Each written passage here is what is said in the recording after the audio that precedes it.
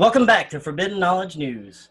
I'm your host, Chris Matthew, and tonight I'd like to welcome back to the show the one and only Robert Stanley. How you doing, Robert? Doing well, Chris. Thanks for having me. Thanks for coming back. And tonight, the first thing I'd like to talk about is one of the things I cover a lot of is sky phenomenon and UFO sightings. And it seems that there's been a recent uptick in those sightings. Is that something that you've encountered yourself? Yeah, if you go to my website at unicusmagazine.com, you can see some photographs of UFOs I took here in Hong Kong July 21st. I was actually just taking pictures of Mars. I didn't see the fleet of UFOs, and that's what it is. It looks like a fleet of UFOs. Although it appears they're around Mars in the photograph, they couldn't be because I'm only using a 500 millimeter lens, so that means they had to be somewhere between my camera and Mars, probably pretty close. It's hard to say for sure, but they're pretty large actually in the picture, so I'm thinking they had to be fairly close. Yeah, and Mars is extremely bright and beautiful right now, isn't it? I've never seen it like that, man. It's unbelievable here on a clear night. Most of the time it's not clear because we're right on the ocean or the South China Sea and the harbor. But yeah, that particular night, I was amazed at how clear it was, extraordinarily clear. And I'd set up my camera, a Nikon D500 with a 500 millimeter lens on a tripod, and I'm shoot. I took all these pictures, and then after I looked at them, I was like, wait a minute, what's all this stuff? I mean, it's one thing to see stars in the background, but the stars aren't supposed to be moving. The star pattern can't move. I mean, that's just impossible. So that means it had to be. And some people have asked me, well, those could have been drones, and I don't think so. I would have seen it or heard something if there were that many drones in the sky. So anyway, that's what happened. Yeah, and it seems, I myself have never seen a UFO. I mean, I've seen a lot of strange sky phenomenon, some weird things that I couldn't identify. But it seems that some people have more sightings than others. Would that seem correct? Yep. Yes, it is. And I'm not sure exactly why, but it's happened to me that way for sure. And in fact, again, if you're on my website at the homepage, unicusmagazine.com, you'll see the pictures I took in July 21st. And you'll see other pictures I've taken over the years of UFOs over my house where I was living at the time, specifically Rhode Island and Manhattan Beach. I wish I could have photographed everything that I've seen in my life. That would be amazing. But at some point it becomes redundant. I mean, honestly, it's like, I know I'm being contacted, but not in the way that I am comfortable with. It's like, I would like to be able to have a dialogue like this with them instead of just seeing the lights dancing around. It's like, that's just infuriating at some point. Like, I mean, I know they can read my thoughts and that there's some level of connectivity, consciousness, whatever. But if we're just left here guessing as to who they really are, what do they want, why are they here, all that stuff. Well, I know at some point in your life you had some sort of a contact, whether it be conscious or unconscious, isn't that right? Yeah, I mean, it started in Malibu in 1985 with a particular being, said he was my father. But I mean, there was a lot of UFO encounters out there. But eventually, let's see, in 1990, I started working as editor of Unicus Magazine, and that's when I actually, we were reaching out to people. The subtitle of Unicus is the magazine for Earthbound Extraterrestrials. So naturally, we were looking for people that claimed that they were extraterrestrials here on Earth. So I did meet two human beings, both men, who claimed that they were human extraterrestrials here. So, I mean, it's impossible to prove, okay? Right, yeah. But we were trying, and I'm doing the same thing on my radio show. I'm just putting it out there that extraterrestrials, whether they're human or not, are welcome to be part of the program. And I've actually made that call out myself on my show. Oh, you have? Yeah, I'd love to speak with, it'd be up to the audience to decide whether they're telling the truth or not. But, I'd love to speak with somebody who claims to be an extraterrestrial. Yeah, well, there's somebody out there right now. You may have seen him on the YouTube. A guy named Eddie claims his dad is Valthor or Anu or whatever. I mean, anybody can say anything, especially on the internet. There's really, it's not like the old days of journalism where, you know, somebody or some group of people, so-called journalists, would go out and vet stories. And usually they would never report it if they didn't have at least two sources, independent sources, supposedly to lend more credibility to the information. I think even back then, though, most of it was just propaganda. Yeah, and they have some really crazy out there whistleblowers, you know, quote unquote whistleblowers Yeah. now that are just, I think it's a lot of disinformation myself. What about you? Yeah, unfortunately, and that would go for even this guy Eddie. I do think that, I mean, he admits that he had spent a period of years working with or for the CIA, and it seems to me that he's under some sort of mind control and doesn't even realize it. And he also said when he first went public with his story about being a human extraterrestrial here, that he admittedly lied that his CIA hypnotherapist or hypnotist, whatever you want to call it, therapist, handler, was actually sitting in the audience while he was lying to you know, it's just like, but he had to tell us this lie before he could tell us the truth. I mean, that just doesn't, it doesn't make any sense. Yeah, I don't trust a lot of those. And you know, the more research I do and the more people I talk to and listening to you, I start to realize, you know, we probably are in a simulation. I mean, would you say it's more of a training ground or a prison or both? What are your thoughts? Yeah, that's a good point. Both. I'd have to say it's both. I mean, I don't know that it originally started out that way. I mean, it's hard to say. It kind of came up again recently. A couple different sources, authors had said that some of these Anunnaki criminals, psychopaths, were actually imprisoned here, or I should say are imprisoned here. And the analogy was like Australia. You know, the British Crown didn't ask the Aborigines of Australia, hey, do you mind terribly if we drop off some of our undesirables, some Right. of our criminal element, you know?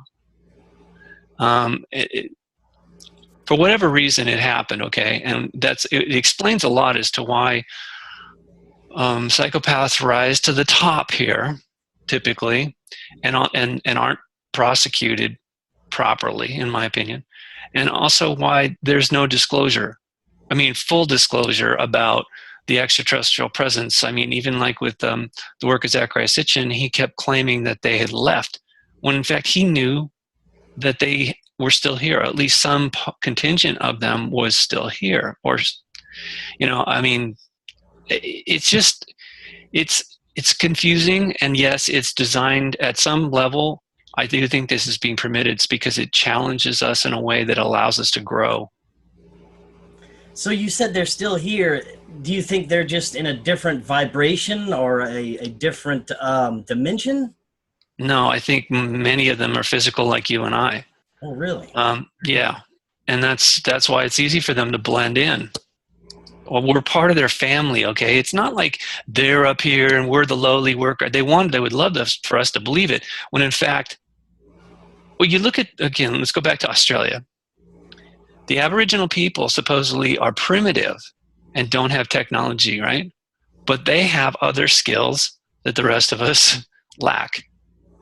And I think that their spiritual awareness is very high, if I understand who they really are. And so you take that analogy and you apply it to us. I believe that we still have an interdimensional component, and we are not imprisoned here. So, in fact, we have more certain skills that these fallen Anunnaki psychopathic criminals don't.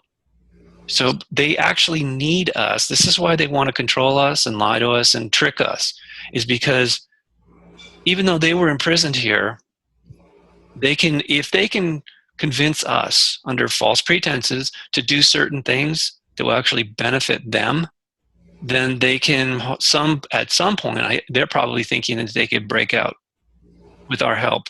And I think that's where the secret space program came from. So they're essentially stuck here with us. Yeah, you could put it that way. I mean, so that would also explain why this world, whether it's a simulation or not, I don't think it was originally that way. I do think the simulation came later. And now I'm starting to wonder if what we call a simulation wasn't actually part of the way of containing or quarantining these particular psychopathic Anunnaki prisoners. That's very interesting. Now, is there a divine source or creator that created the whole simulation? I imagine there is, but I do think it's being run by an artificial intelligence. I don't know if it originally started that way, but it seems to me completely synthetic in that regard. It's like overlaid on what was originally organic. And so it's dominating, manipulating, controlling, but it didn't create anything except this false matrix that's overlaid on top of it. Like a hologram on top of a hologram, basically. Do you think this entity is something that's always been or created at some point? Oh, well, look, if we're talking about a soul like Enki or Lucifer, then yes, of course, he has to have been created. He has a family. And a lot of that information is available in my library for free. You know, I mean, I just share the information. I'm not trying to sell anything. Most of everything actually on my website is free, and I don't have any ads. I hate ads. So in any case, this is a very special time we're living through, because it appears that disclosure obviously is not going to come from official sources, because they're involved. They talk about collusion. You know, these guys really, it's not even that. It's a whole nother level where they're essentially pawns. And I think some of them know it, but they don't know how to break free of that bondage to these particular entities. And but yeah, there are also divine beings here. I mean, you think about it. Okay, so back to Australia. When they put all those criminals in these particular penal camps, they had oversight. They had, officers in charge of law enforcement.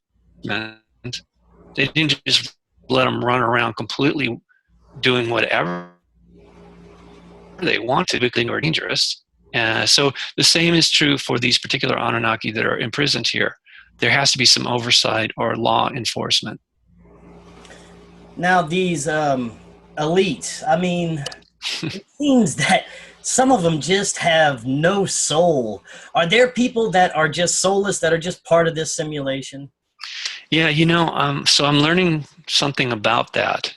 I've always resisted the idea because it seemed very counterintuitive that there could be anything living here that was soulless.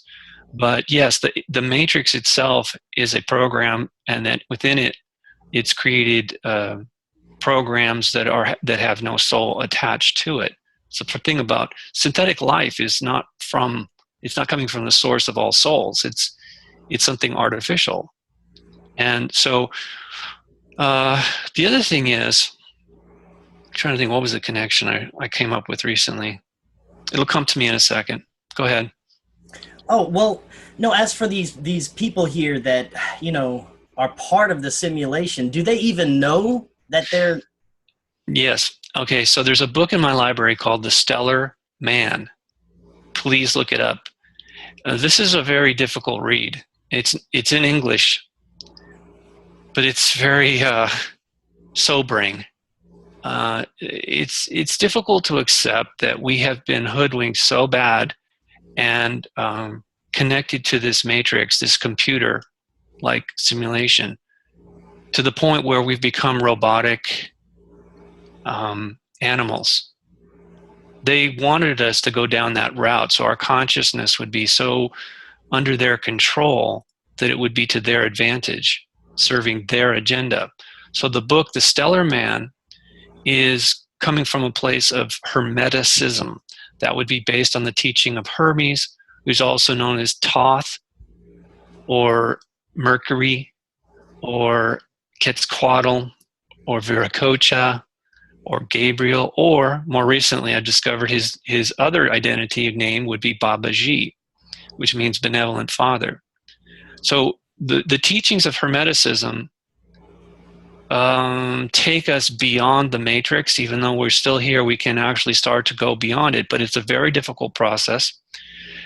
very few people have the ability or the courage to practice those insights. It's really what it is. It's a personal thing. It's not a group think. It's not religious. It's a process, and you have to do that individually. Yes, you can ask for help, but ultimately it comes down to one's individual consciousness. So this is, again, I think, in what I was raised in, self-realization under Paramahansa Yogananda, that this is essentially what it is.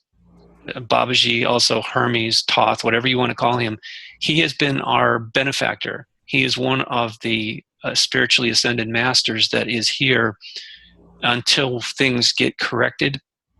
Because again, it was unfair, and it's obviously a violation of our free will, and more importantly, it's impeding our ability to evolve as souls in the true creation. So the Matrix is actually serving a purpose that was, for whatever reason, I don't think it was its intentional, the original intent, for whatever it was. There's the unintended consequences that this particular classroom setting is testing us on many levels. And once we go past those levels, we've actually become much stronger. So it's an opportunity. Speaking of that, now, are there ways to, reach these levels without actually dying? And is even death reaching another level? Well, it is if you're prepared for it. And that's why Thoth wrote the book, the so-called Book of the Dead. It's actually should be spelled the Book of the Jed, D-J-E-D. The Jed is actually a symbolic of the tree of life, or the Kundalini, the chakra system. So this is something, if you work on it prior to the physical death, your spirit will have a much better time negotiating those other realms of existence beyond this one.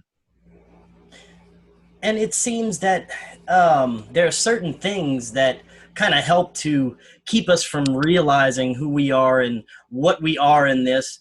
And technology is one of those things, I believe. There's a lot of good things about it, but there's a lot of really malevolent and evil things. Wouldn't you agree? Yeah, actually, there's an article if you go to unicusmagazine.com, click on articles, scroll down. There's one about our body actually glows, emits a light. I forget the exact title. But what it proves is that, so the light coming off of our body, the frequency coming out of the DNA, that light some of it is feeding back to give us a sense of self. Some of it is also interacting, just like through this medium here. Some portion of our light energy consciousness is being exchanged. It isn't just verbal, especially when we're face to face. But even through this medium, the speed of thought is beyond what we think of or choose to believe as the speed of light, which is a lie. It's a very huge, another one of the great big lies they told us. But the bottom line is the cell phone technology, especially now with 5G, is vibrating about on the same frequency as the light emitted from our bodies. So what this is doing intentionally is cutting us off from not only from having a sense of self, but also connecting to others, and more importantly, connecting to what is beyond this matrix is a web of light. That is where we come from. That is where we return to as souls. And everything is connected in this web of light. And this is why Kriya Yoga, not as a religious thing, but as an actual technique, a process, a scientific, repeatable process, it's proven to work. We have the so-called out-of-body experience. And this is where the baptism of spirit comes from. And by meditating on this particular sound, when we generate this sound of Om, it's not a name, it's not a title, it's a sound. And it's just like when you tune into a radio station. You turn your radio tunes into this particular frequency, and now you got the lock, and then you can actually hear the signal. The same is true for us here. Without dying, we can tune into that particular frequency and connect with the web of light. This is also known as the being born again in spirit. You need the baptism of spirit they typically call this web it's actually like rivers or streams of light, sometimes oceans of light, just like on the planet. You have streams, rivers, oceans. In the cosmos, you have the light consciousness energy is constantly flowing through and connecting to itself. So when we've been here, especially when we've been here too long and we're involved in these technologies and other issues that distract us, we lose that connectivity to the cosmic web of light. Now, the other thing is the tree of life that they talk about in the Bible is actually, I now understand it as the tree of light. And what that is it's a metaphor for our the chakra system, the Kundalini, the Jed, as they called it in Egypt. As the energy runs up through the spine and out through those particular chakra, or whatever you want to call them, the conduits, those little spinning wheels of energy, the little vortices of energy that run through the body, and like branches of a tree. So the tree of light is actually a metaphor for the physical body. Wow, that's very interesting. And not only are they trying to program us with cell phones and technology, it seems like with the food and water and the air, everything is everything changing our vibration. Would you say? Excuse me. God, there's dust in this room.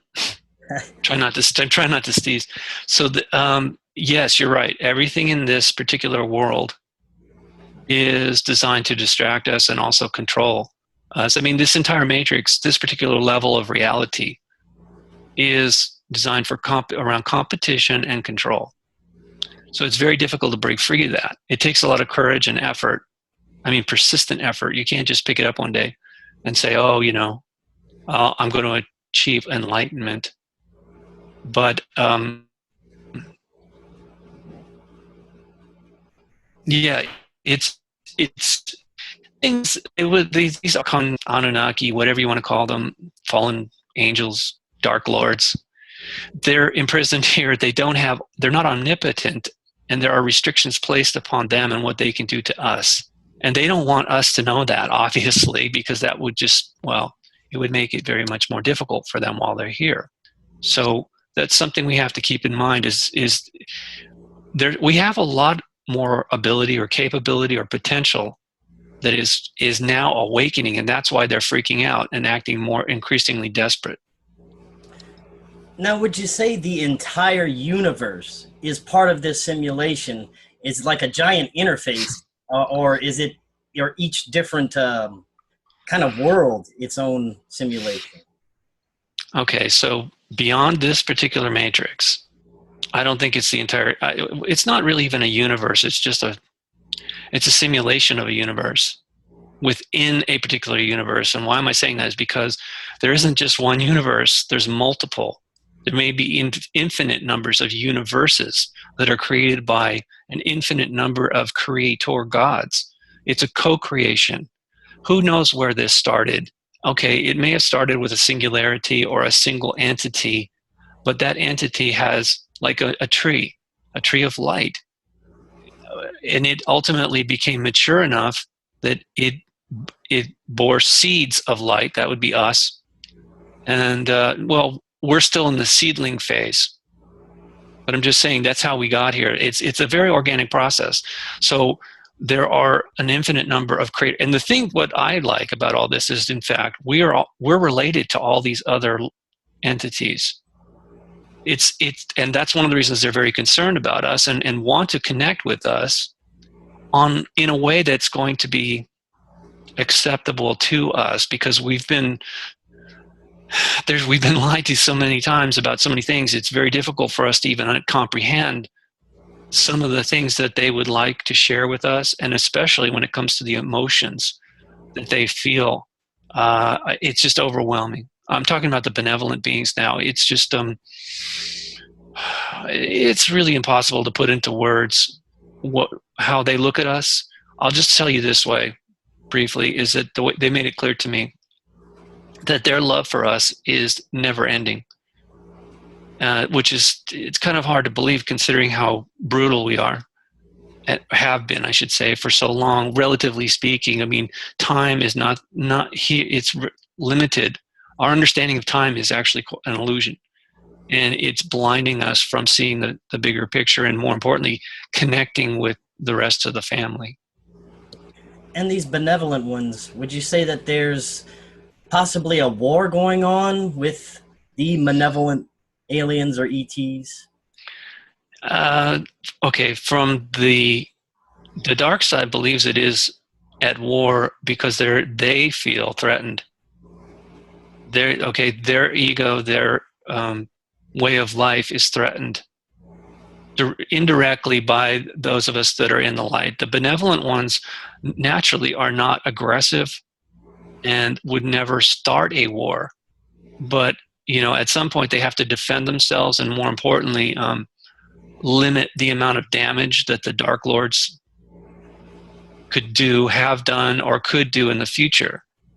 So, it's an act of kindness, actually, what they did by bringing them here, because where else are they going to put them? I mean, there's only so many places they could possibly put them, right? Like, nobody wants a prison in their backyard, right? Right.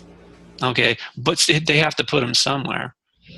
They have to be dealt with. I mean, just exterminating them is completely inhumane, and anybody who's benevolent would never do that, especially when you consider, from their perspective, that we're all family. You don't just kill your family members because they're crazy. Now, you were saying that, earlier, that the deepest levels of the deep state have contact with these beings. Of course they do, because they're controlled by it. And at some point they realize that. There's a Dutch banker that has come forward, especially in his more recent interview. He actually just said they're Luciferian, they're satanic, they are extraterrestrial and extra dimensional. What he didn't say, though, is those particular entities are stuck here. It's an important distinction, okay? It's not like they have free reign. This particular world, or maybe even it could be the whole solar system is quarantined. I'm not sure, because it seems like they're not just limited to this world. Very interesting. Now, there seem to have been all these cataclysms throughout our history. Do they intentionally reset the matrix at times, or is this natural occurrences? Well, it's nothing about this is natural. Oh. It's an overlay on top of the natural system. Okay, one of the things that's consistent in this particular simulation is that it's all about destruction, chaos, cruelty, corruption. Again, this is all about control. They need to control us. So one of the ways they do that is to, and I think that's really why they altered our DNA. It wasn't to turn us into workers, although we do serve them. That's what the word worship actually means, to work for. So we do worship them under various guises of, oh, it's a God, it's an angel, it's a Lord, whatever. I mean, they gave us our modern religion. The fallen ones actually did give us our religion, which would explain why they all fight with one another. They all disagree. Yeah, that's what I was going to ask you. I mean, so most of the religions were created for control, for deliberate control, correct? Unfortunately, yeah. And so that's the other thing that's going to be difficult for some people to accept, because there is a level of comfort when a person joins a religion. It isn't just about God. It's about groupthink. It's about fitting in and feeling like you actually abdicate some of your personal responsibility when you're in a group. When you follow the rules like that, you don't have to take personal responsibility as much for your thoughts and deeds, because it's all in a book and the priest said so, and whatever, the Pope or something, you just follow the rules of that group as opposed to actually finding your own path. It's which can be a little frightening in this world, actually. They don't encourage it, let's put it that way. So what do you think goes on at the Vatican, what do you think that whole construct is about? Is it Luciferian? Yeah, Luciferian, satanic. That would be Enki and his son Marduk. And I don't know if they're imprisoned here or not. It's hard to say. I mean, these things are evolving as, you know, the thing is, I'm working on this every day because personally, I feel and I have a need to know. I have a right to know these things, even though they are hidden and very much twisted, deeply mangled. You know, layers of lies. I mean, there's a little bit of truth mixed in with layers and layers and layers and layers of lies. So it's a difficult task to unravel these things, but you know, as I get new information, my understanding of this evolves, and that's why I do shows like this. And I also put whatever information is coming to me, I put it on my internet for other people to look at. And we definitely appreciate that, Robert. You're And welcome. it seems I've been thinking that the divine feminine, you don't hear anything about the divine feminine anymore. Is that intentionally suppressed? Yeah, of course, because this is much like the mafia is very patriarchal. So these criminals, these cosmic criminals that are here are, it's very much a male-dominated thing. And they know that they don't have that level of creativity that divine feminine embodies. That in fact, everything about the creative process at its very core is a feminine matrix. And so they can't compete with that. And that's why they push it out as much as possible. This Me Too hashtag Me Too movement isn't really for the benefit of women or let alone the divine feminine. It's just further a level of control to keep us divided down in this particular realm. And do you think that's where they're going with the whole transhumanism? Yeah. Yeah, that's part of it. Again, it's a perversion of nature as we know it. Whereas actually, you know, I'm pretty sure all the life here was symbiotic, and that humans, as we consider ourselves, were hermaphrodite.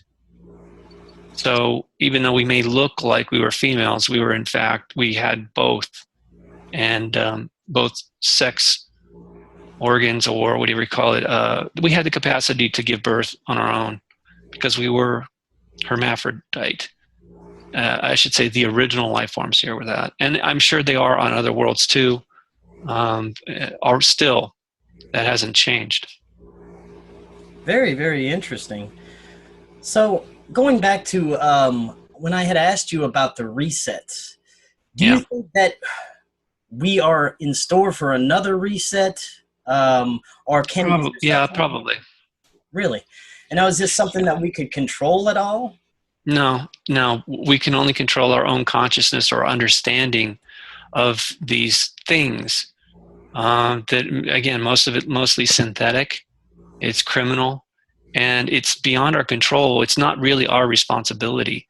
We're only responsible for our own consciousness and our deeds. So there are, I don't know what the percentage is, but there are a number of us souls that either have awakened or are awakening now that will find a way out. Now, whether it's on our own or if we're going to get in assistance like refugees, I do think there's a possibility that a lot of us are going to migrate out of here in the very near future. In the next few years, I think that we'll see as disclosure comes unofficially, disclosure is coming, it's already happening. And people are waking up and they're making choices based on the information that's coming out. I feel from benevolent sources that people souls are going to choose to leave. They've just had enough. And they have every right to do that. That's, you know, I mean, this was a huge violation on some level, but it was always known by the benevolent ones that this was not permanent. It's not an eternal sentence and damnation, you know. It was a temporary situation. They've been watching over us to make sure we didn't get harmed too badly. And they've been guiding us so that we can learn from these think of it like this: when you go to school, you have a test. Once you pass this particular test, let's say first grade, right? You've graduated from the first grade. They've given you all kinds of tests on this level. Well, where do you go? The next level.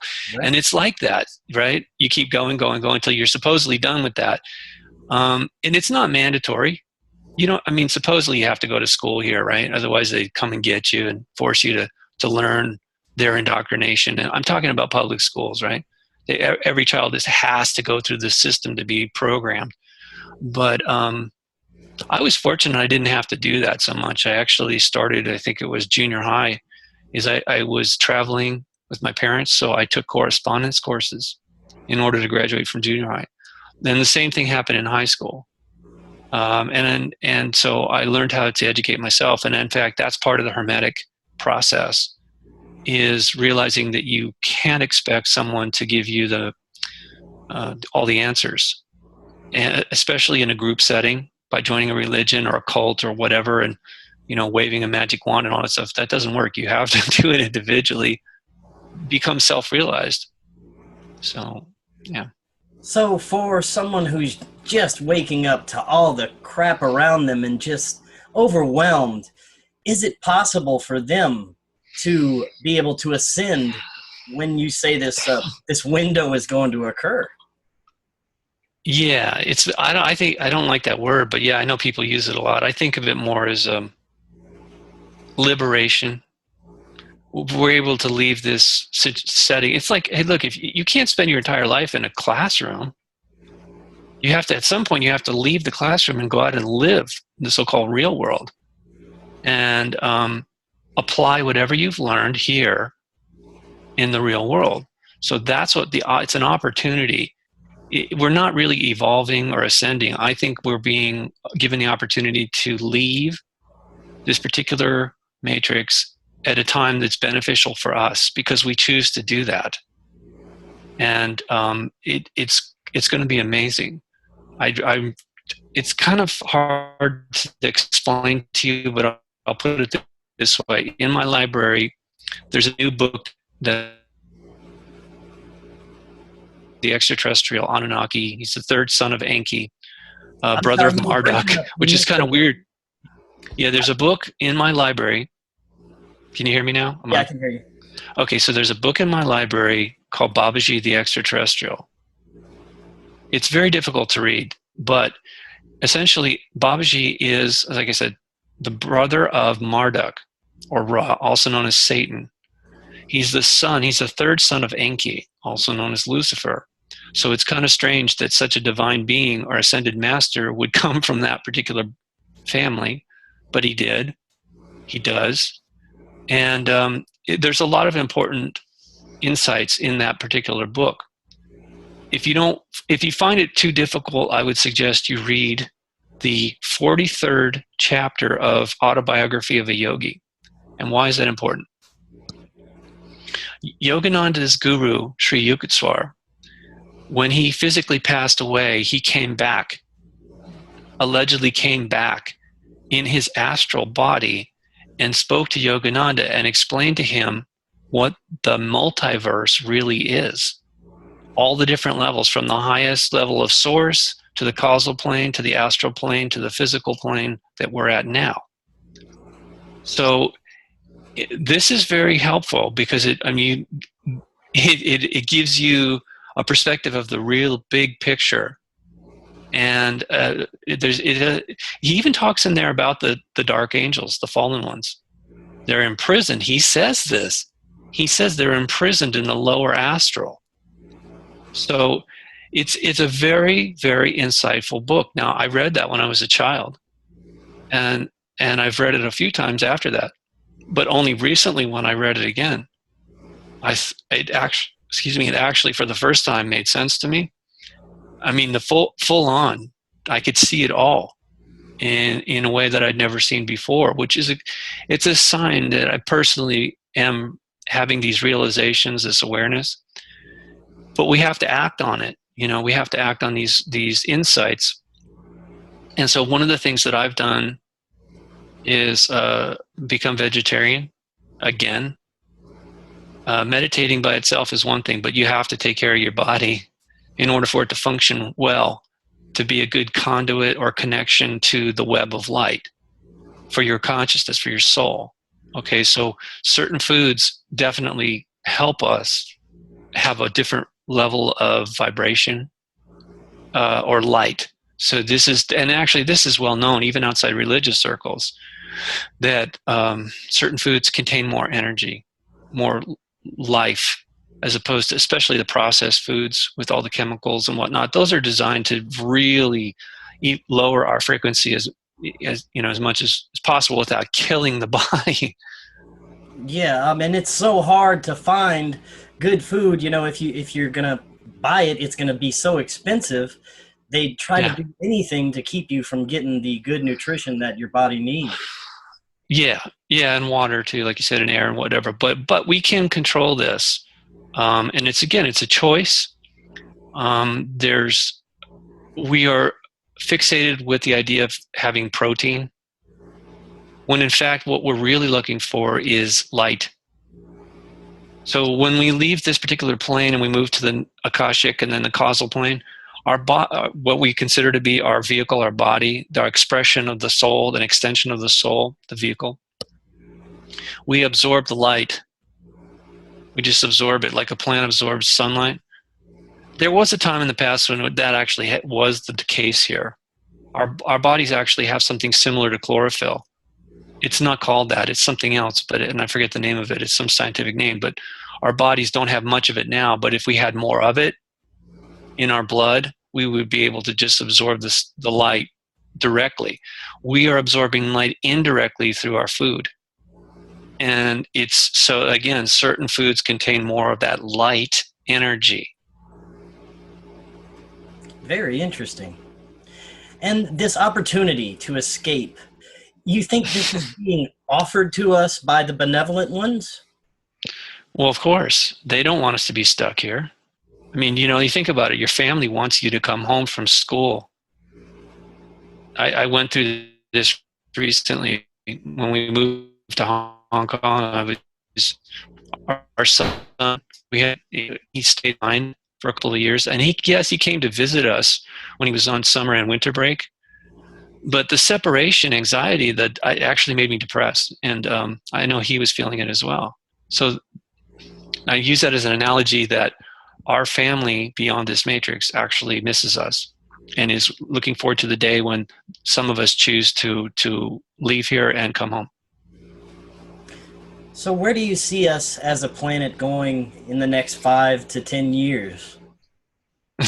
Well, we're going to go into so-called outer space and colonize the moon and Mars.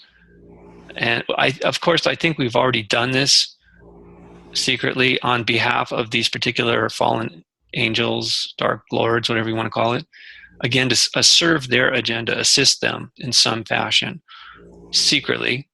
But now we see that this is being talked about openly every day. I talk about it a lot on my show.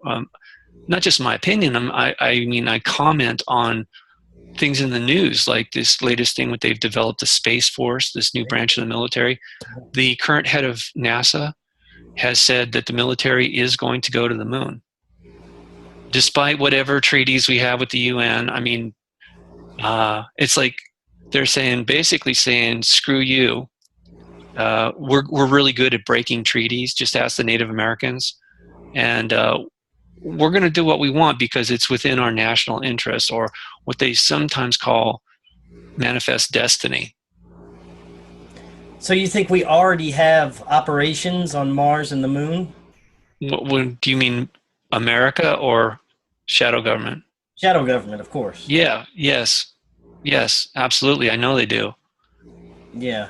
So do you know how long we've had this going? I mean, has it been, decades or longer? Yeah. Yes, absolutely, decades. I mean, for sure, the German secret societies were, I think, baited into this, thinking it was somehow going to benefit them. I don't think it worked out well for them. Ultimately, this is the thing. you may have temporary, if you may cut a deal with these particular entities, they may give you something initially, but then you owe them. It's just like the mob. I'm telling you, these guys are criminals, and they're very good at tricking people into these arrangements, deals that serve their agenda. So yeah, it's been going on for some time. Now, do you think they know about this upcoming opportunity, or Oh yeah. yeah? And does it, Yeah, you think of this course. makes them nervous? Yeah, it's totally freaking them out because they need, now we're talking about the Dark Lords, not the shadow government. Right. Yes. The Dark Lords absolutely need us, or they think they need us. They don't want to be just stuck here by themselves. Without us, they've lost certain advantages and or abilities that they're using us to, like a tool, essentially. And they also feed off of some of the dark energy that comes off us when we hurt ourselves or others. So they need our creativity. They need our cosmic consciousness or light energy. Of course, it's perverted into something very dark. That's what I was telling you before. Our body emits light, but through the DNA. But when we hurt ourselves or others, the light frequency shifts to something that is very dark and distorted, or they call it dissonant. It's no longer resonant and harmonious. It's this dissonant energy, and that's actually what they feed off of. So they really do see us as a resource and tools, basically pawns. They're pawns. So yes, they don't want us leaving. That's not going to help them. So one of the best ways to get on your journey out, you would say, is good diet, good works, and meditation. Getting to know yourself and going within yourself. Would you agree? Yeah, it's through the heart, not the mind. You have to open your heart and go within, and it's actually a vortices. It's a spiraling inward, and that's what opens the door to the great beyond. So the thing about meditation is most people think it's just you're going to stop all the thought process, and I disagree. We're not designed like that. We need to have at least one thing to focus on, and it's actually very difficult. I just don't think it's possible. I know people claim that they can stop thinking about everything. I just don't believe it. Nobody is brave enough to just admit it. Oh no, I can't stop that. What you can do though is by focusing. This is why they show you a mandala, or you chant, particularly you repeat a chant. It allows you to focus on one thing, and the more you can focus on one thing, the other stuff kind of fades back. And so meditation is really a form of deep concentration. But what are we concentrating on? Hopefully it's reconnecting to this web of light. And the process is, again, that's what Kriya Yoga is really at the core of it all. It's about reconnecting us. And that's actually what yoga means. It's a union or connectivity. So this comes to us from this particular entity, Babaji, Benevolent Father. And I told you he has many different names. And many people actually love him. They just don't understand how much he loves us, because he chose to stay here, knowing what a mess it really is. He chose to stay here and really be our spiritual father. And what does that mean? I mean, well, when you take care of a child, you make sure that they don't get hurt, and you nurture their growth. You can't do things for them, but you can help nurture them, right? So that's what he's been doing. I'm 58. I only now finally understand the role he's played in my life, and is still playing in my life. It's really quite astonishing. Yeah, and is this a physical entity that could come back at some point? He never left. Yeah, he can express himself in physical form, but he is way beyond that. He's a self-realized master, what they call an avatar, or more specifically a Maha avatar. He is very high level soul, and but he chooses to stay behind. And that particular concept or act is called a bodhisattva. So instead of him just going off into the higher realms and saying, "Hey, good luck," he stays here until the work is done, probably till the last soul chooses to leave. It's an incredible undertaking. But think of it this way: he knows he's immortal. He chooses to be immortal. He knows he's an immortal soul. He can express himself in whatever vehicle at whatever time he wishes to. So, because he's multidimensional, it's not a problem. It's not like he's stuck here and suffering from karma or the whatever torment. He's always focused. Some part of him always exists at this level, and this level, and this level. That's what a multidimensional being is all about. Wow, very fascinating. And Robert, I want to thank you again for joining us. Is there anything interesting you have upcoming that you'd like to tell us about? Yeah, I was on Coast to Coast again yesterday with George Norrie. That was pretty interesting. I mean, I think we've been doing that for almost 12 years now. Been doing that show.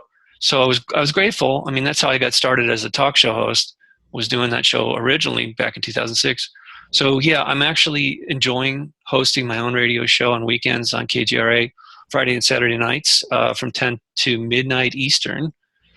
But I'm also working on my next book, which is about Malibu, and not just my life growing up there, but the hidden history of the Anunnaki, these fallen ones, some very interesting artifacts and other events that, I think people will find it very interesting once I get that done.